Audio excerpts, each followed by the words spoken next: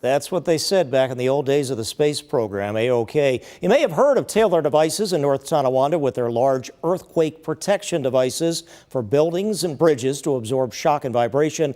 But they also have been with NASA and the space program since the 1960s, and that high-tech manufacturing mission recognized again today. NASA program managers for the Artemis rockets return to the moon missions.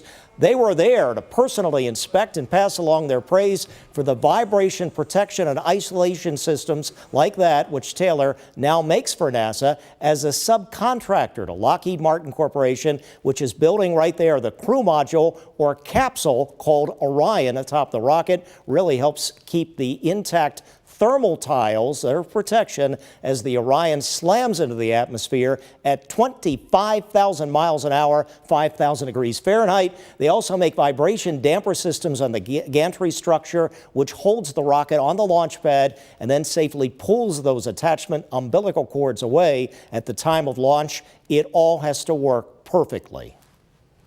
It's not easy to being in the space business, right? John F. Kennedy, years before I was born, said, "We choose to go to the moon and do the other things, not because they're easy, but because they are hard." And they are hard. There's a lot of quality requirements, design requirements, environmental. It's very hard to put a product into space. And I'm very proud that Taylor Devices has been with the space program since the mid-60s. The SLS launch vehicle puts out 8.8 million pounds of thrust at launch. It's an incredible amount of energy.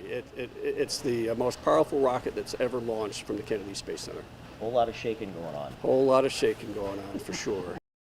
Now, the Artemis rocket and its associated spacecraft systems like Orion system was flight tested last November with a 26-day mission around the moon. No crew on board for that one.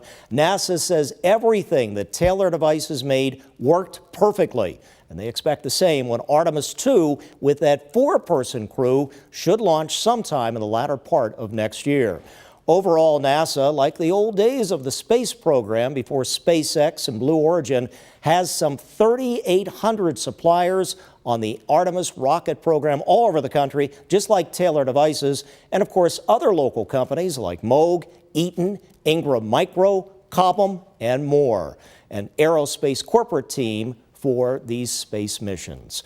Ron Plants, Channel 2 News.